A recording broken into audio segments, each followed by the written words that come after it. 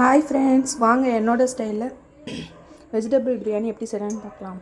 நான் இன்றைக்கி குக்கரில் தான் செய்ய போகிறேன். ஸோ 2 டேபிள் ஸ்பூன் அளவுக்கு எண்ணெய் ஊற்றிக்கிறேன்.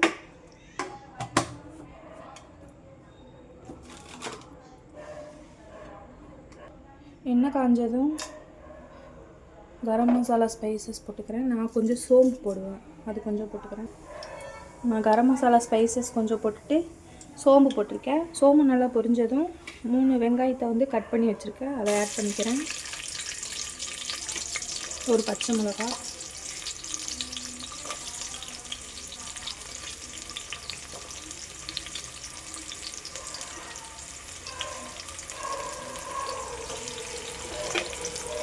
இது நல்லா கோல்டன் ப்ரௌன் ஆகிற வரைக்கும் ஃப்ரை பண்ணிக்கலாம்.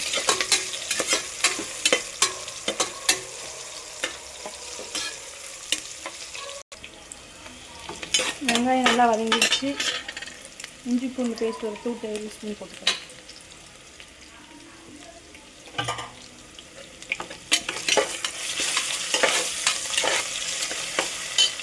இப்போ வந்து ஒரு கை அளவு புதினா கொத்தமல்லி சேர்த்துக்கிறேன்.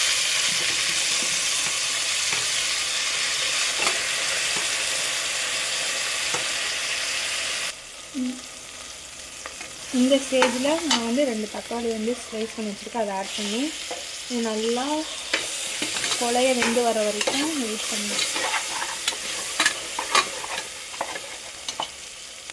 நான் இது கூடவே வந்து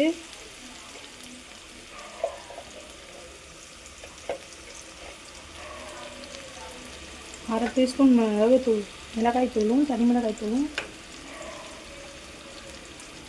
2 ஸ்பூன் வந்து பிரியாணி மசாலாவும் போட்டு நல்லா மிக்ஸ் பண்ணிக்கிறேன். அது நல்லா ஒரு கிரேவி கன்சிஸ்டன்சிக்கு வர மாதிரி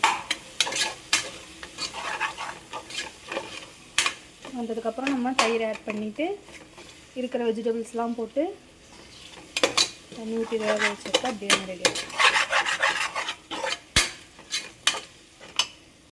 இந்த மாதிரி வரப்போ நான் வந்து 1/4 கப் மட்டும் தயிர் சேர்த்துக்கிறேன். நல்லா இந்த மாதிரி பக்குவம் வந்ததும் நான் வந்து கேரட் பீன்ஸ் கட் பண்ணி வச்சுருக்கேன், இதை ஆட் பண்ணிக்கிறேன்.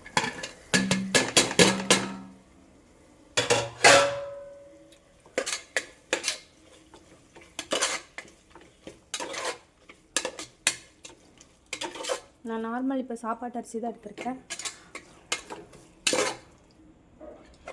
நான் வந்து இப்போ 2 கேரட் பீன்ஸ் போட்டு நல்லா மிக்ஸ் பண்ணிட்டேன். இப்போ வந்து நான் 2 டம்ளர், இந்த டம்ளரில் வந்து 2 டம்ளர் அரிசி எடுத்திருக்கேன். 4 டம்ளர் தண்ணி ஊற்றி இப்போ தண்ணியை கொதிக்க விடலாம்.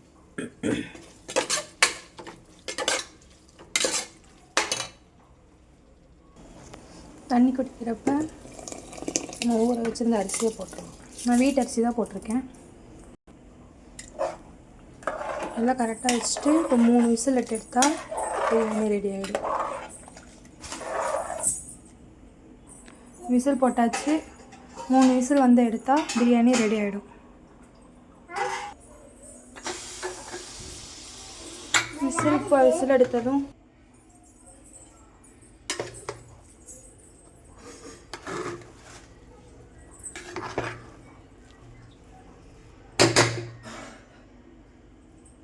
அவ்வளோதான், பிரியாணி ரெடி ஆயிடுச்சு.